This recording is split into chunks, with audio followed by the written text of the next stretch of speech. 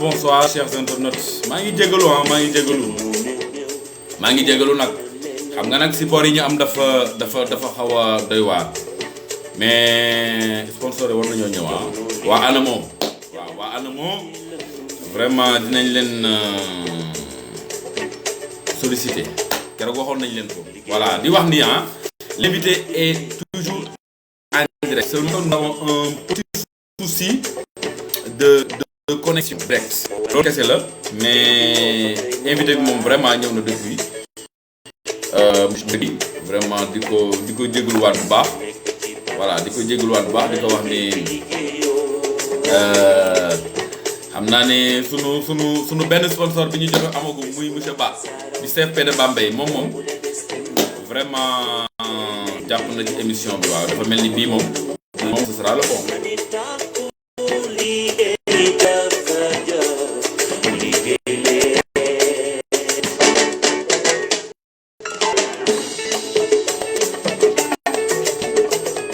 waaw di wax ni ñu ngi bëgg a nekk en connexion avec l'invité monsieur Guèye donc voilà di xaar envoyé nañ ko demande bi je sais pas ba xam à ce niveau ba xam jotee rek day daal di accepter comme ça mu mën a ñëw en direct ci live bi ñu mën a commencer waxtaan bi parce que nag ñi ba il fait déjà 20h30 et 1h et puis quand même de démarrer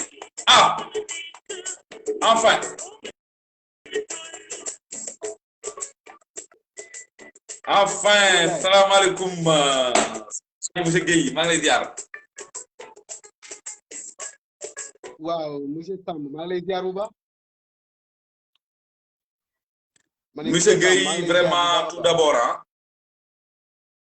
voilà ñu ngi jéggalu nag. ñu ngi jéggalu parce que déjà xam nañ ni da nga newoon ci ay yitte ci soo ba tey. te connexion bi xawoon na doy waar pour ñu mën a jokkoo mais yow tam sa abnégation ak sa détermination ci wàllum formation professionnelle xam naa ne moo tax nga xaar ba léegi daal di émission bi ñu ngi lay nuyu di la dalal jàmm ci émission bi monsieur Guèye. waaw monsieur Samb maa ngi lay ziar bu baax. di am mbégte ak contentement quoi.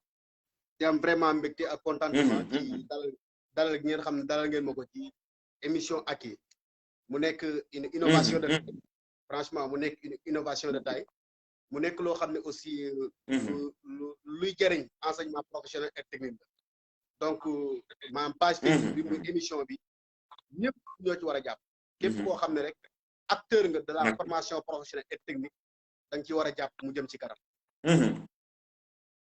Effectivement merci vraiment merci ci appel bi nga def. di nuyu nag tous les acteurs de la formation professionnelle et technique. Voilà merci monsieur Guèye donc sans plus tarder xam naa ni dañuy dugg ci émission bi xam naa boo mënoon a teg portable bi comme ça caméra bi mën a jël mu bañ a mën a bouger quelque kii dina baax voilà donc monsieur Guèye xam naa ni dañuy dugg rapidement. waaw dañuy dugg rapidement ci émission bi di nuyu au passage monsieur Issa Kane et l'autre là Djibril Bousso di ko wax ni incha allah prochainement surtout Djibril Bousso dinañ ko dalal de même que Issa Kane dalal leen ci émission bi ñu waxtaanee li nga xam ne moom la ñu bokk voilà tey émission bi dafay am ay pàcc voilà ay pàcc dinañ waxtaanee lu jëm ci yow mi nga xam ne yow la ñu invité dinañ wax ci également li nga xam ne mooy formation professionnelle ak noo ko gisee tout ça dinañ wax ci également le syndicalisme émission bi également dinañ wax ci carrière formateur yi voilà fi ñuy terminer nag mooy fi nga xam ni mooy ban conseil ngay jox le président moom mi nga xam tey dafa bëgg rehausser vraiment li nga xam ne mooy emploi ak insertion donc fi ñu njëkkee rek monsieur fi ñu njëkkee tout d'abord mooy votre parcours personnel dans la formation professionnelle yow Cheikh Oumar.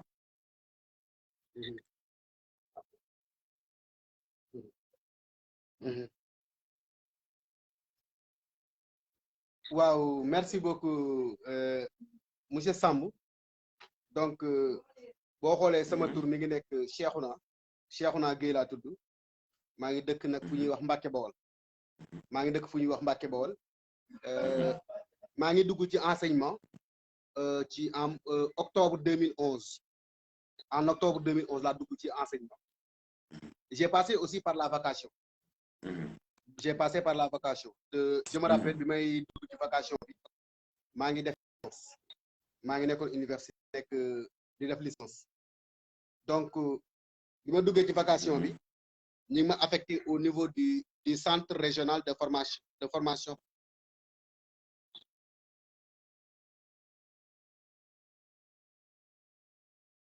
professionnelle bu Saint-Louis foofu laa nekk de 2011 laa fa nekk jusqu'en 2016 maintenant bi ma nekkee foofu aussi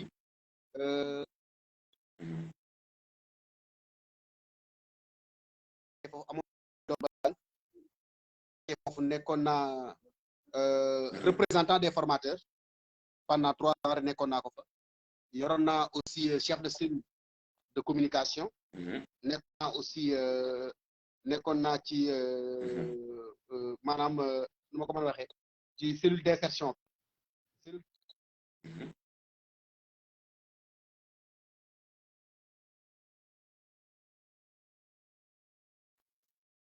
approche par les compétences foofu laa defee aussi une formation en technique de recherche d'un emploi salarié bi ma jógee foofu en 2016 nekkoon naa aussi représentant SAEMS-CUSEMS maa nekkoon représentant SAEMS-CUSEMS foofu donc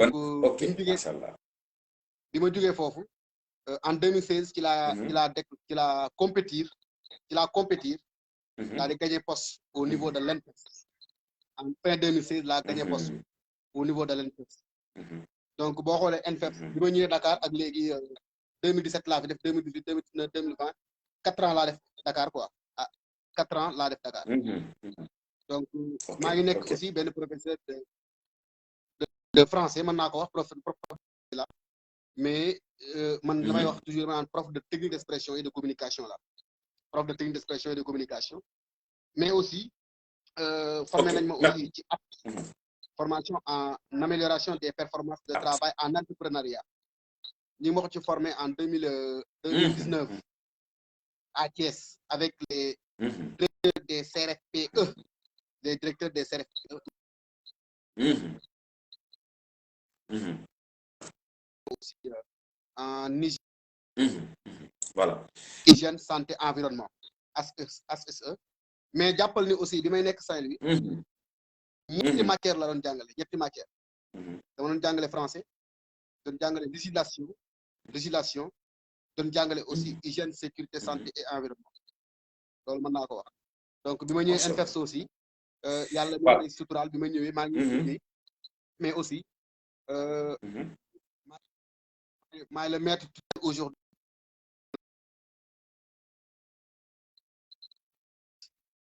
donc foofu laa mën a yemagul. macha allah merci.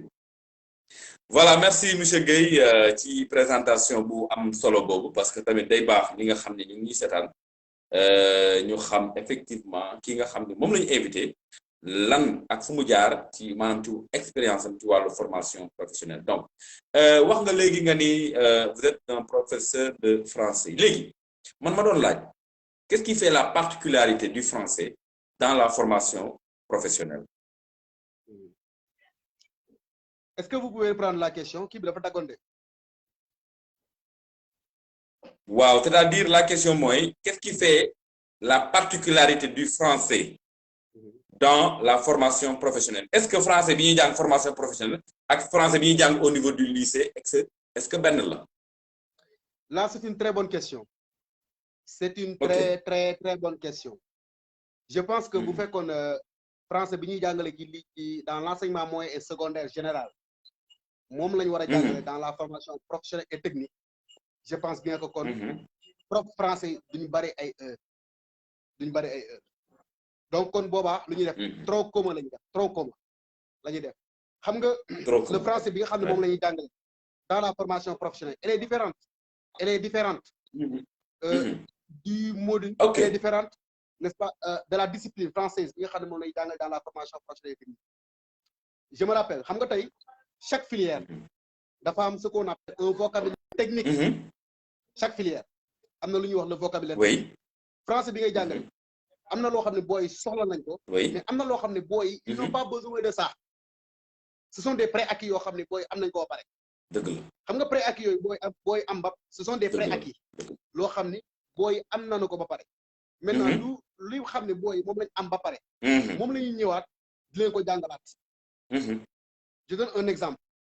tey booy yi nga xam ne tey dañuy def dans oui la formation professionnelle par exemple ki nga xam ne day def électricité moom am na français boo xam ne daf ko soxla. c'est que pour que ëllëg bu amee emploi mu mën ko communiquer dans le milieu professionnel. tey exemple tey français bi ngay jàngale booy bi soxla na le vocabulaire technique en électricité. le vocabulaire technique en électricité. booy bi en anglais exemple soxla na xam exactement li nga xam ne mooy ce qu'on appelle warning les notices yi nga xam ne mooy nekk ci poste de travail. oui mu mën ko traduire en français xam exactement li lan lay def. tey par exemple mënoon def un cours sur le vocabulaire technique tey mënoon def benn cours am na cours boo xam ne tey moo ko doon def am naa nee na moo koy defee noo xam ne du ma bokk ak prof bi nga xam ne ñooy bokk titre bi mais à l'intérieur le fond duñu ko bokk maak moom parce que booy bi war na xam exactement. ok tey nan lañ lan mooy chef de partie. kii def restauration war naa xam lan mooy chef de partie. kii def restauration war naa xam lan mooy commis. kii def restauration war naa xam lan mooy arpet. kii def électricité même bu fekkee jàng na lan mooy électrisation man tey ci mot yooyu noonu terme yooyu bu may def sama cours français terme yooyu laay utiliser. lan mooy électrisation lan mooy électrocution lan mooy brûlure lan mooy danger maanaam mën naa am ay termes yoo xam ne naa ko utiliser. ok boo jógee ci vocabulaire technique booy bi am na leen lu mu soxla li mu soxla mooy ku ko préparer vers la recherche d'emploi. booy bi dans le milieu professionnel war naa mën a xam exactement voilà c'est-à-dire que avant l'emploi booy bi war naa mën a xam exactement nan la ñuy bindee une demande de stage. booy bi bu paree ci demande de stage boobu war nga koo mën a jàngal nan la ñuy bind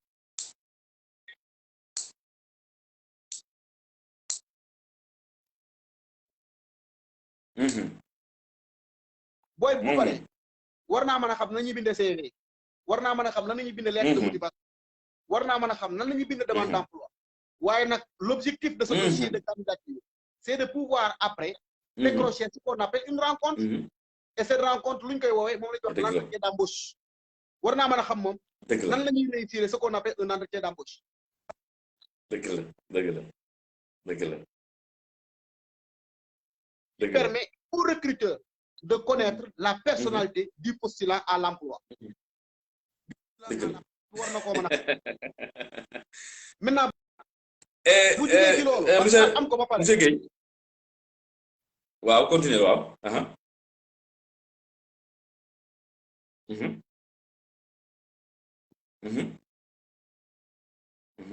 qu'on appelle la communication interne. booy dafa soxla une communication interne. parce que à l'intérieur du service il y a ce qu'on appelle une communication interne. mais cette communication interne c'est entre les travailleurs entre les salariés et léegi ci communication boobu dafa am communication orale am lu ñuy wax communication écrite. par rapport à la communication écrite booy bi war naa mën a xam lan mooy note. qu'est-ce qu'une note. xam nga dañ naan la une note est un document interne destiné supérieur hiérarchique ou bien à un autre service pour résumer une question. booy bi war naa mën a xam lan mooy note war a xam exactement ñaata type de note lay rencontrer surtout ay notes de service ay notes d'information ay notes de transmission ay notes impératives la note explicative et la note de synthèse war naa mën a xam loolu. dëgg la booy bi aussi franchement monsieur Guèye waaw vraiment explication yi xaaral ma àggale bi waaw continuer garaaw am problème waaw allez-y ma mën nga daaneel allez-y parce que ma ne booy bi aussi war naa mën a xam lan mooy compte rendu parce que ñun suñu biir ñun suñu biir c'est-à-dire que le compte rendu est appelé improprement procès verbal. Le compte rendu est appelé improprement procès verbal. Souvent au début d'une rencontre. Beaucoup. C'est pas la même chose. On a l'habitude de... Wow. Oui, parce qu'au début d'une rencontre, souvent on a l'habitude de demander, n'est-ce pas, à quelqu'un de prendre le PV. Mais ce qu'il est en train de prendre n'est pas un PV, mais ce qu'on appelle un compte rendu. C'est après. C'est après que le compte rendu deviendra un procès verbal. C'est après que le compte rendu devient un procès verbal. Mais au début d'une rencontre, on ne peut pas avoir ce qu'on appelle un procès verbal. Loolu boy war na ko xam. Boy war na mëna bind rapport technique. Boy war na mëna bind rapport d'information. Manam limu wara mëna jang ci communication dafa bari. Limu wara mëna jang ci communication orale, mais la prise de parole en public. Mais imagine-toi, je te donne un exemple. Un serveur doit être capable de communiquer oralement. Parce qu'il est en rapport avec qui et qui. Il est en rapport avec le client, mais aussi il est en rapport avec son chef de cuisine. Donc, c'est-à-dire que parce que l'objectif du module de communication, l'objectif du module est de sensibiliser au processus complexe de la communication interpersonnelle et professionnelle, tout en dotant de l'apprenant de savoir-faire et de savoir-être, qui lui permettront de pouvoir canaliser, de pouvoir échanger, de pouvoir réguler ses échanges en milieu professionnel. Mais il faut que apprenant le savoir-faire et le savoir-être, le comportement. Le comportement est fait partie. Donc, la prise de parole en public, elle est très importante. Parce qu'au niveau de la prise de parole en public, il y a la communication verbale et la communication non verbale. Et dans la communication non verbale, il y a des signes qui, si les signes ne sont pas adaptés au message, ça trahit le message. Donc, gars, on va orienter les profs de français. J'interpelle les profs de français à orienter les enseignements apprentissage, surtout dans la communication, surtout la vraie communication. Parce que les leçons de grammaire sont importantes, les leçons de vocabulaire sont importantes. Mais ce sont des leçons de révision pour pouvoir entrer dans le programme.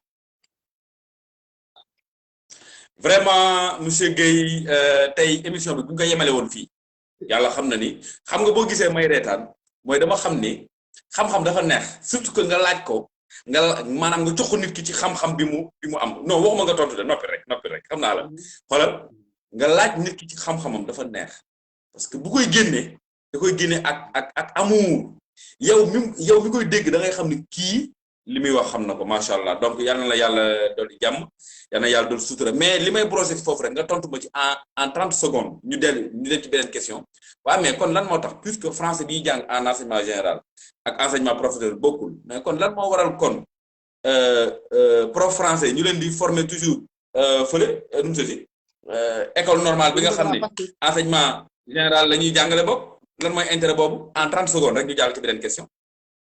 waaw mooy manque de formation xam nga tey manque de formation des formateurs en communication des professeurs de français dafa am. Oui. Parce que tey ñun amuñu inspecteur. Nous les profs de français on n'a pas d'inspecteur. On n'a pas d'inspecteur dans la formation professionnelle et technique. Ceux qui nous inspectent, par exemple ceux qui viennent dans n'est-ce pas nous inspecter dans les n'est-ce pas au niveau des cours et autres ay profs spécialité lañu. Donc amuñu prof boo xam ni. maanaam ay professeurs yoo xam ne exactement. ñoom ñoo ñuy former en technique de communication pure et dure. moo tax bu ñu demee fee man je lance un appel maa ngi koy conseiller gars yi dama naan leen c'est-à-dire que la ñuy jàng fële du moom la ñuy jàngale fii mais quand même nañu essayer ñu adapter li ñuy jàngale nous devons faire des efforts pour pouvoir adapter les contenus par rapport au milieu bi et même damay profiter ci occasion bi de la wax ni j'ai presque fini un document complet boo xam ni c'est le programme de la technique d'expression et de communication un programme de technique d'expression avec les contenus et tout c'est un livre maintenant sax c'est un livre quoi boo xam ne bind naa ko ba pare donc am na quelques rectifications yu ma ci nekkaat di def mais il y a tout le contenu du CAP au BTS du CAP au BTR. Du CAP au BTR. Oui. Très bien, très bien. Ça veut dire, bon, donc acquis émission acquis moo am exclusivité boobu merci monsieur Cheikhouna. Atia ñu dem ci beneen question bi mais di nuyu également ki nga xam ne mooy monsieur Djibril Bousso vraiment mi ngi lay envoyer message de même que monsieur Isaac Kane responsable cellule d'appui à l'insertion au niveau du CFP de Bargny vraiment ñu ngi leen di nuyu bu baax ci intérêt bi nga xam ni voilà am nañ ko ci émission bi voilà mais monsieur Kane monsieur Guèye yow jaar nga ci CFP centre de formation professionnelle waaw léegi man ma lay laaj est-ce que selon vous est-ce que les CFP ont joué pleinement leur rôle pour la promotion de l'emploi? Si oui, hein, comment? Sinon aussi comment? Juste aussi en quelques minutes parce que déjà ñu ngi dem ci émission bi aca waaw damay nuyuwaale Djibril Bousso le doyen Djibril Bousso de passage maa ngi koy nuyu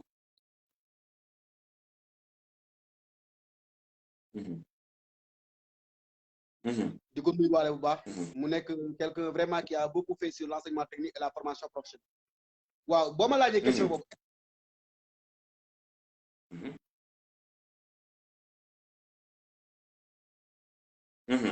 et là à l'employabilité et à l'employabilité ma réponse est oui.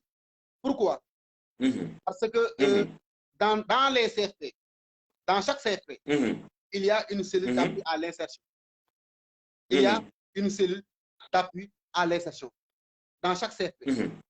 Maintenant, le problème en est que bon, je peux dire qu'il y a une cellule d'appui à l'insertion. Dans chaque CFP, il y a des formateurs en technique de recherche d'un emploi salarié. Dans plusieurs CFP, il y a des formateurs en trouver une idée d'entreprise. Il y a des formateurs aussi en clé, comprendre l'entreprise. Il y a des formateurs aussi. Il y a des formateurs aussi en apte, qui signifie amélioration des performances de travail en entrepreneuriat. Ils n'ont pas de moyens. Ils n'ont aucun moyen. Ces gens-là qui gèrent ces cellules n'ont aucun moyen. Ils gèrent les cellules à travers leurs propres moyens des fois. Donc, nous je donne l'exemple. Nous font un travail extraordinaire. Et aujourd'hui même, je peux vous dire que nous avons un réseau au niveau national, le réseau des cellules d'appui à l'insertion. C'est leur rôle, c'est d'accompagner les jeunes. Nous accompagnons les jeunes à travers des stages. Ils accompagnent les jeunes vers l'emploi. Mais le problème ne se trouve pas au niveau de ces centres. Le problème se trouve au niveau de la tutelle. C'est au niveau de la tutelle. Emploi, insertion. Mais il y a de emploi et insertion. C'est deux structures. Il y a des structures. Mais emploi et insertion. Pourtant, mais il y a des structures. Est-ce que vous savez qu'il faut les milliards? Non, disons la vérité. Ah oui. Chaque structure, il y a un directeur. Mais le directeur doit être payé. Oui. Il y a aussi des employés. Pourquoi nous devons avoir insertion, emploi, insertion, il faut bien un service. Ensuite, il faut nous impliquer. Nous savons.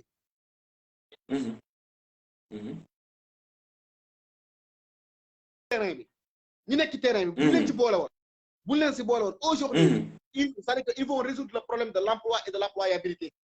Mais c'est ça le problème. C'est-à-dire que les vrais acteurs ne sont pas, c'est-à-dire que les vrais acteurs ne sont pas la réalité. Non, mais disons la vérité. Amul ben centre de formation, xolal ñu nek centre de formation. Xolal réseau bi amul kenn ko xamné jël nañ ko dugal ko direction de l'emploi. Amul kenn ko xamné jël nañ ko dugal ko direction de l'insertion. Amul. Et pourtant ñom ñoo nek ci terrain bi di def un travail remarquable. Mais tay man je donne un exemple. Est-ce qu'on peut parler au Sénégal de l'emploi et de l'insertion sans autant impliquer Arouna Thiam et Djibril Bousso. Je ne fais pas Arouna Thiam, sama ex-directeur au niveau du CP il a beaucoup fait pour l'insertion. Il a beaucoup fait pour l'insertion. Je ne fais pas la promotion de qui que ce soit, mais c'est la réalité. On ne peut pas parler de l'insertion. Oui, non. Non, nous et de l'emploi et de l'employabilité sans autant intégrer Djibril Bousso dans le processus et Arouna Thiam. Ils ont beaucoup fait. Ils ont beaucoup fait. Ça. Combien de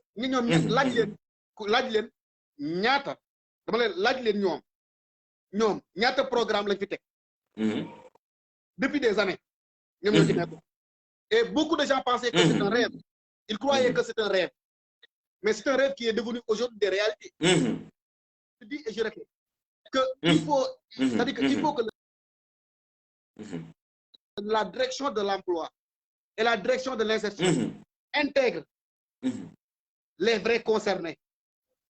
Par exemple, nañu xool ñi nekk nañu c'est-à-dire que ci seen politique nañu jël ci seen politique nañu jël ñi nga xam ñoo nekk ci centre yi ñu nekk ci lycée yi di gérer les cellules d'appui à l'insertion avant même la création de ces directions ñu jëlee indi leen waxtaan ak ñoom partage avec leurs expériences pour pouvoir relever ce défi. Mais je te donne un exemple parce que je suis dans une page boo xam ni tout le monde nous écoute, mais dem leen dans la direction de l'emploi. Dëgg la. Les vrais acteurs dont les faits. Dem leen dans la direction de l'insertion. Les vrais acteurs. Arrêtons la politique politicienne. Pour l'intérêt de la formation professionnelle et technique. C'est ça la vérité. C'est ça la réalité. Dëgg la. C'est ça la réalité. En tout cas, monsieur Gueye, li nga wax dafa am solo. Tant qu'ils ne sont pas impliqués, voilà, il y a des difficultés. On aura des difficultés parce qu'on ne peut que tâtonner. Ok. Loolu de fu mu toll nii ak vraiment li nga xam ni moom le président de la République bëgg ci emploi ak insertion man je pense que lii ñuy tuddee maanaam lépp lu ñu war a def rek dañ ko war a def avec les réels acteurs yi nga xam ne ñoo nekk sur le terrain di nuyuwaat bu baax ki nga xam ne mooy Mapaté Bousso di nuyu également monsieur Arouna Thiam loolu la quoi. Ok, maintenant en tout cas formation professionnelle moom je pense que fu mu toll nii politique bi ñu soxla mooy politique de l'emploi, politique de l'insertion. Amul leneen lu ñu fa def rek day guddal jël. Ok, merci monsieur Gueye vraiment ci clarté wu réponse yi. Donc voilà, donc yow dégg nga ni inshallah dañoo war a tabax ay centres yu bees au niveau du Sénégal dégg nga loolu. waaw. dégg naa ko bu baax. waaw léegi yow ma la doon laaj tey jii nii ma lay laaj léegi yow tey jii boo doon conseiller le ministre Dame Diop pour l'érection de ces nouveaux centres là maanaam centre yooyu naka lañ leen war a mën a taxawale ak ña leen war a diriger yaa ngi dégg ñan lañ war a doon en quelques minutes rek ñu yegg ci maintenant ñu dugg nag ci syndicalisme. waaw man de par rapport à la construction de ces 45 centres xaw ma 23 centres man je ne suis pas pour. Je ne suis pas pour. Vous n'êtes pas pour. Ok. Non. Pourquoi Je ne suis pas pour. Parce qu'aujourd'hui, les centres qui existent souffrent. Les centres qui existent souffrent. Souffrent, dëgg la. Manque de matériel. Manquement. Ngay dem di construire yeneen te bàyyi. Pourquoi la ñuy construire centre yooyu ñu renforcer ko centre yi xam moo fi nekk tey. Aujourd'hui da may permettre ma defaale benn révélation. Allez-y. Les budgets des établissements sont réduits au tiers même. Les budgets des établissements sont réduits au tiers. Non, c'est la réalité. Nous dem di construire un centre alors que centre yi nga dox il peine à fonctionner. Imagine-toi une école de formation. 29 millions par an. 29 millions. Aujourd'hui, il se retrouve avec 4 millions. Comment il va fonctionner? Non, non, un centre de formation professionnelle. Bouddha a 4 millions, il se retrouve aujourd'hui avec 1 million 900. Non, je parle des chiffres. C'est grave. Parce que maa ngi doon def ay xam nga maa ngi doon def ay tournée mais tournée bu may def su ma demee li may njëkk a def mooy rencontrer le chef d'établissement pour mën a am des informations centre yëpp fi mu toll nii seen budget yi ku doon am 6 millions on te donne 2 millions 400 et on te demande des résultats mënul nekk c'est pas possible.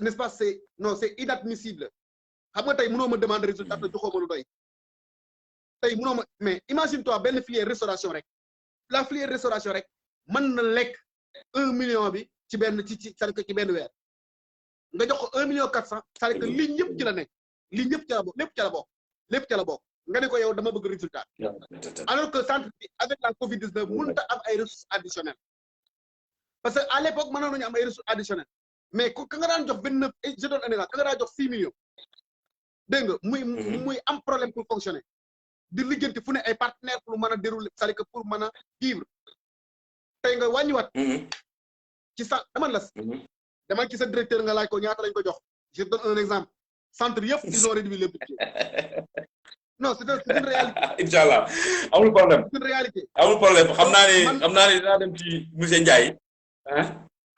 xoolal damay leeral tuuti rek xam nga du centre yëpp. xam nga tey centre dama la jox benn exemple centre boo xam ne amul ay chambre amul salle de conférence bu mu loué. dégg nga nan lay générer leen waxante dëgg donc waxuñu pour yàq mais dañuy wax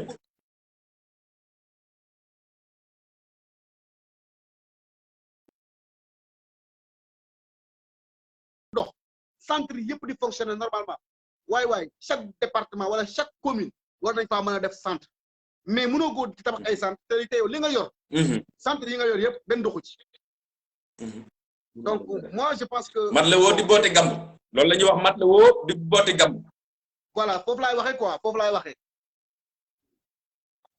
dëgg la merci monsieur Guèye en tout cas réponse bi c'est tellement précise hein effectivement war nañu xoolaat budget centre yi war nañu xoolaat vraiment li nga xam ne noonu la ñuy gérer vraiment les centres de formation professionnelle merci Cheikhouna kontaan nañ trop vraiment ci réponse yi xam naa nag léegi dañuy dugg ci sunu deuxième partie wu émission bi dugg ci le syndicalisme yow ndax yow ku la xàmmee na la ci syndicalisme xàmmee na la ci xeex xàmmee na la ci waxal formateurs yi mais waxal aussi tous les enseignants du Sénégal léegi man ma lay laaj ci secteur bi nga nekk est-ce que réellement existe-t-il vraiment une force syndicale dans le secteur de la formation professionnelle? Wow. Et pourquoi?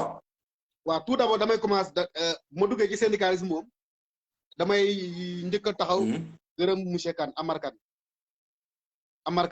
monsieur Amar Kane notre été waaw mënuma wax ci syndicalisme nekkoon naa ko rak parce que yàgg naa syndiqué à l'université ba CRFP mais nekk CRFP nekk SAEMS ci CUSEMS ba di may sept donc mënuma cee wax te duma ko tan te duma ci woo duma sant Amar Kane gërëm ko guddal aw fanam mais dans notre secteur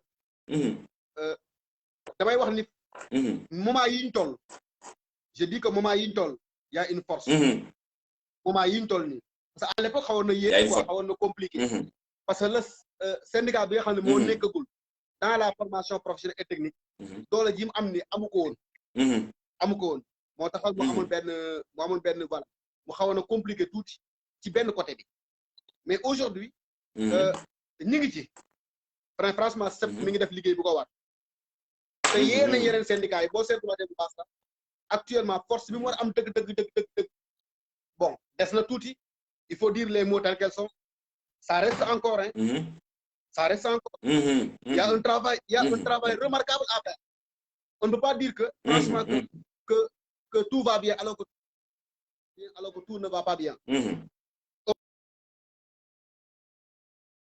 on peut dire que vraiment que y a des pas mais ça reste encore te proposer ci loolu laay dox man ci loolu laay dox mooy la visibilité du syndicat parce que syndicat dëgg-dëgg laa am mën naa bañ a am sax ay nit waaye visibilité am ñun am na syndicat yu mag yu nekk fii yoo xam ñoo leen ëppale ay nombre ñoo leen ëppale ay membres ay syndicat yu mag laa la wax. bon way non Damboj dina am syndicat nekk ci non Damboj laa la wax Damboj waaw sama xarit la dañuy jokkoo mais ñoo ko ëppale ay membres barki yàlla on a plus de membres que Damboj n'a même pas 3000 au moment dama la Damboj n'a même pas 3000 adhérents mais tey Damboj tey fu mu dëgg la visibilité moom moo ko may mais des na de mais li des mooy que waaw ñëpp boole seen bopp jàpp suñu secteur c'est-à-dire que ñu boole suñu bopp dans l'intérêt général ñu xool ni xam nga tey man discours bi may tenir fu ma dem dama naan la bu ne sept lu muy signifier nga ne ma syndicat de l'enseignement professionnel et technique ma ne ko kenn mënu la jaa génn enseignement professionnel mukk ak technique mënuñ ko wax génn ci par exemple ma Pathé Bousso mënoo wax enseignement professionnel technique génn ci Ismaïla Kane Djibril Bousso mi mënoo ko dégg donc kon tey pour ñu mën a relever le défi revaloriser c'est-à-dire que l'enseignant de la c'est-à-dire que revaloriser même les enseignants qui sont dans la formation professionnelle et technique il faut que ñu boole suñu bopp parce que tey je vous donne un exemple tey boo nekkee formation professionnelle et technique bon il y a de cela 2 ans sa yeneen collègues yi nekk enseignant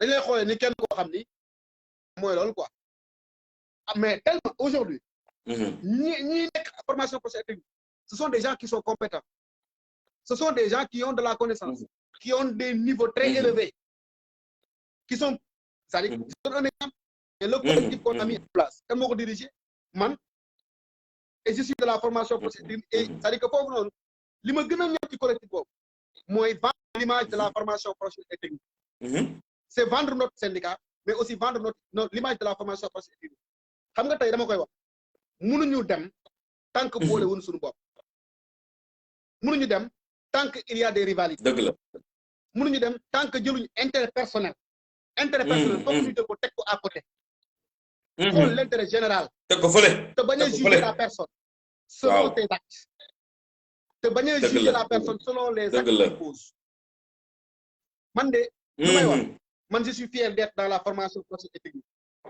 et tant que maa ngi dund je ferai mon mieux pour que tey c'est-à-dire que pour vendre l'image de la formation professionnelle et technique partout foo moo dem foo waxee man la enseignement professionnel te aussi ministère duñu seeni noonu le ministère je dis le ministre j'ai pas dit le ministre mais le ministère de manière générale nous ne sommes pas leurs ennemis nous sommes leurs employés dëgg la nous sommes leurs agents mais entreprise sa boo ci demee il y a des salariés et l'administration mais il y a les délégués du personnel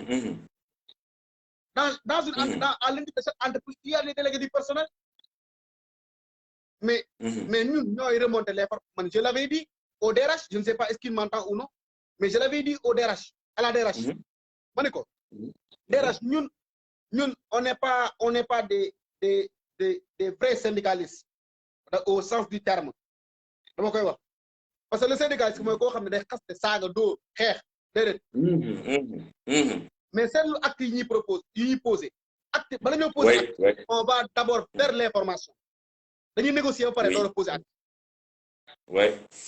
dañuy ma ne ko donc ñun nii la ñuy doxee mais yéen bu ñuy di ngeen ñëw war a di impliquer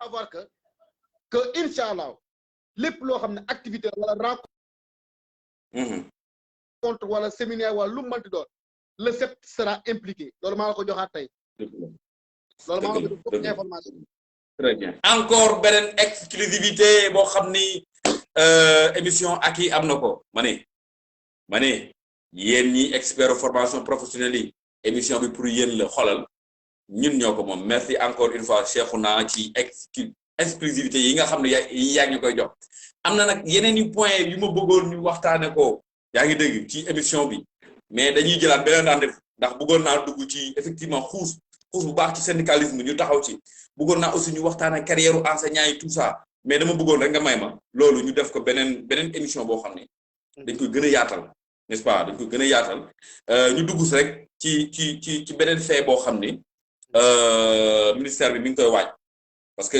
l'autre fois gis naa ñu publier benn recrutement boo xam ne de vacataire boo xam ne dañ ko war a def mais fii jamono ji toll yow jàpp nga ni tey ñun maanaam formation professionnelle war na recruter ay vacataire wala boog bu leen recruter ba pare ban liggéey la war a def ci ñoom ndax nag secteur emploi ak secteur emploi intérieur jamono yi dafa am jamono yi mooy buzz te nag dañoo sas loo xam ni ci wàllu emploi ak intérieur lu diis la est-ce que tey recruter ay vacataire nekk na priorité pour le ministère. question bu ma neex ndax da nga maa permettre aujourd'hui encore une fois. maanaam ma man cee wax ma la ciy sant bu baax. waaw di la ñaanal xam nga. merci. bu ñu fowee le secteur de la formation professionnelle et technique. bu ñu ko fowee parce que y a une politique d'emploi. Le taux de chômage est élevé. Quelle est la solution? On va recruter. Je ne suis pas d'accord avec ces recrutements. Je ne suis pas d'accord.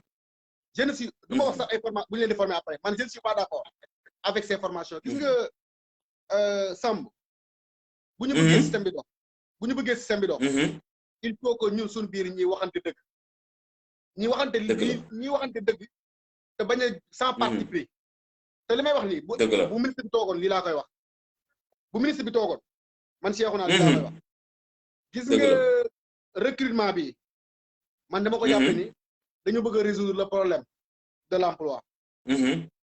Pourquoi? Je donne un exemple ñaata formateur ñaata élèves maîtres ñooy génne au niveau de l'ENFEF chaque année ñaata élèves maîtres ñooy génne au niveau de l'ENFEF chaque année bari na ñaata élèves maîtres élèves professeurs du moins ñooy génne au niveau de l'NCTP chaque année ñaata élèves maîtres ñooy génne au niveau du CEREP de Kaffrine chaque année ñaata élèves maîtres ñooy génne au niveau de Guérina chaque année sama gars yi bu nañu waxante dëkk waaw dama la jox benn exemple demal ci centre yi xam nga prof français moom waxatuñ ko ils sont nombreux partout loolu mooy dëgg oui ils sont nombreux les profs de français sont nombreux il y a un nombre pléthorique dans tous les centres loolu moo am demal ci centre yi dama la jox benn exemple ñaata centre lañ créé ba pare tëjaat ko ñaata centre lañ créé ba pare tëjaat ko daal di redéployer ña fa ne demal bu Kayel CP de Kayel da nga koo dégg Kayel le CP de Kayel Diop Ndiaye Sow waa Tamsir Ba mi may dégg Tamsir Ba maa ngi nuyu Tamsir Ba de passage maa ngi nuyu Tamsir Ba de passage Tamsir fa la nekkoon mais laaj ko Tamsir fa la nekkoon non moom xam na la fa ne non nekk fa woon mais xam na la fa ne ok maa ngi koy nuyu de passage mais dama la centre ba dañ koo tëj waaw dëgg la centre ba dañ koo tëj demal au CP de Loul Sessène CP de Loul Sessène ils sont 45 il y a 45 formateurs qui ne non disons la vérité il y a 45 formateurs dëgg la et le nombre du ma la wax nombre d'élèves mais ils ne sont même pas 5 élèves ils n'ont même pas 5 apprenants mais qu'est-ce qu'ils font non c'est que bu ñu nañuy waxante dëgg demal ci centre yi il y a des centres où il y a un nombre pléthore dans les filières il y a un nombre da ngay def ci benn centre fekk fa 12 professeurs d'électricité mooy dama d'électricité te 4 ñoo fay fonctionner waaye bala ngaa recruter loo jël ñoo nga yóbbu leen ci centre yooyu ñu liggéey wax dëgg yàlla non wax dëgg yàlla ñun xam nañ li xew xam nga tey bu ñuy waxante man je ne suis pas pour man je suis contre ce recrutement je suis contre ce recrutement xam nga ce recrutement ne fait que résoudre le problème c'est-à-dire que c'est pour mën a wax ni demee on a recruté waay bala ngaa recruter xoolal li fi ne formation diplômante baa ngi nii y a des mais ñooñu ñuy former est-ce que le dispositif am mettre nañ benn dispositif de formation après est-ce que am na benn dispositif de formation amul est-ce que am na dispositif de formation boo xam ne préparé nañ ko ñu war a recruter aujourd'hui ñi nga xam ne recruter nañ leen mais les professeurs de les sages-femmes d'État sont là les professeurs de comptabilité gestion sont là mais les informaticiens sont là ils ne peuvent pas bénéficier d'une formation nga bëgg a dem di recruter waat tegaat leen léegi ñooñu boo leen recruter pare fan nga leen di former waat. dëgg la mu nekkaat beneen problème kon man dama jàpp ni waaw ñoom dama jàpp ni ñoom dañuy transférer les problèmes mais duñ ko régler quoi mais dañ koy transférer.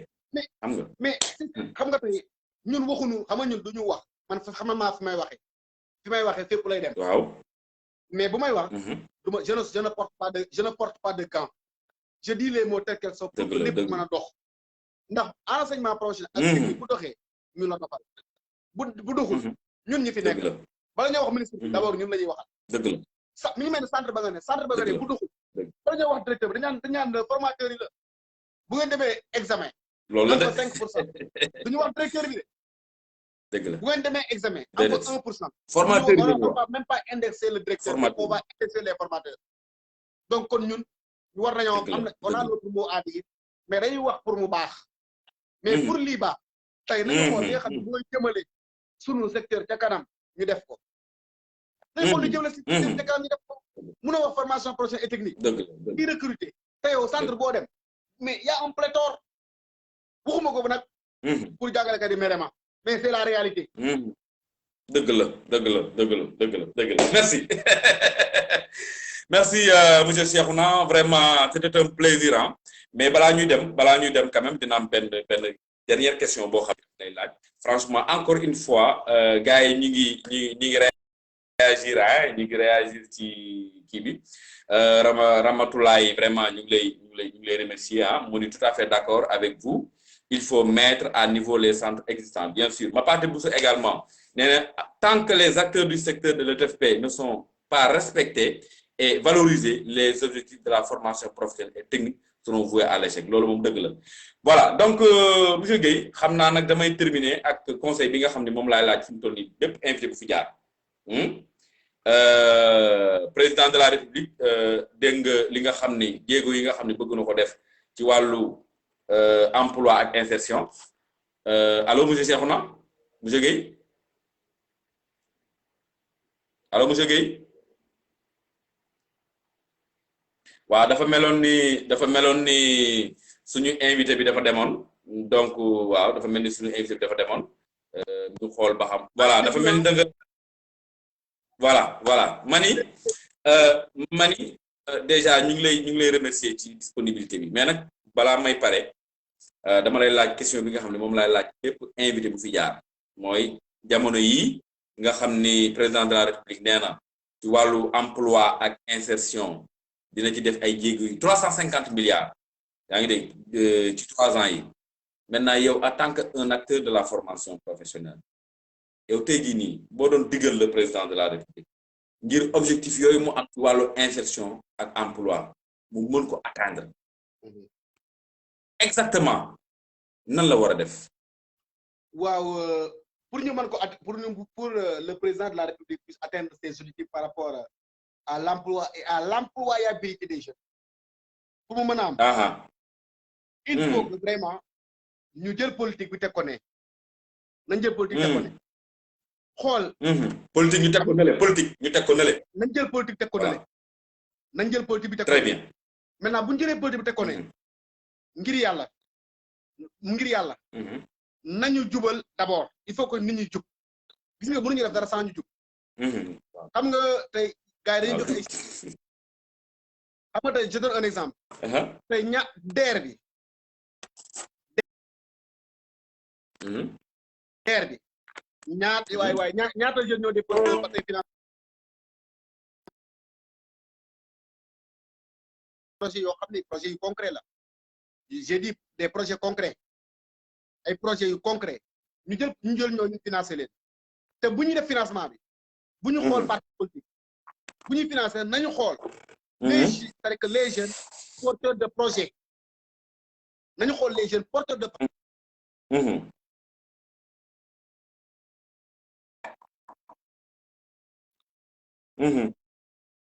ñu ngi jël tant que ñu ngi koy politiser du ñu dem fenn.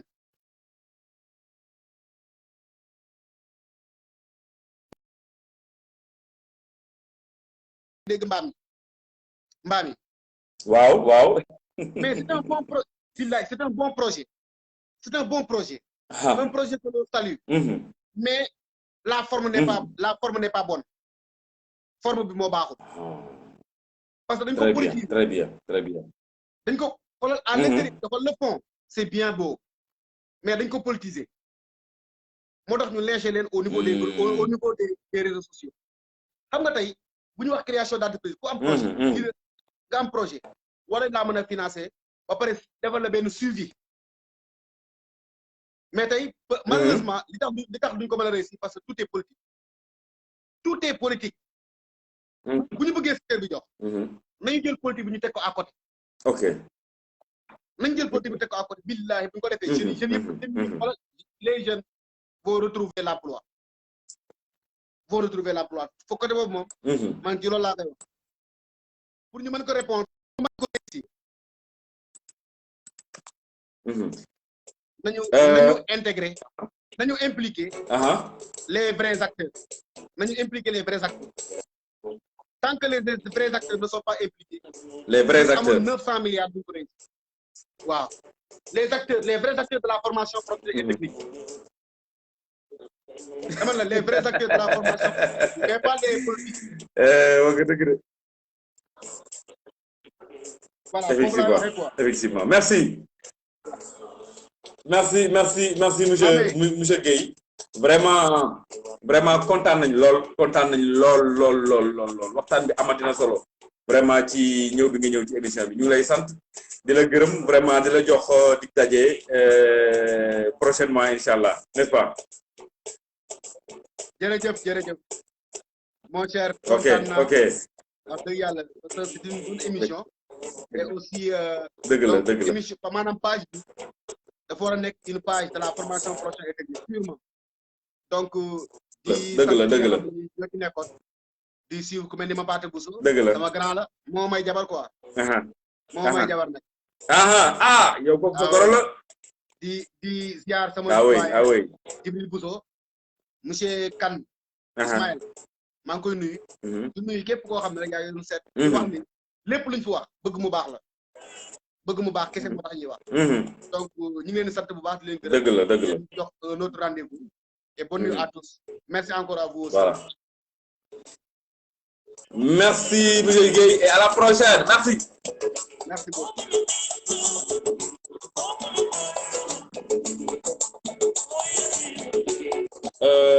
Donc, gars yi loolu moo doon seen émission tey ak yaa ñu doon dalal monsieur Cheikhouna Gueye. Donc, ñu ngi leen di jox di gërëm la semaine prochaine. Ciao.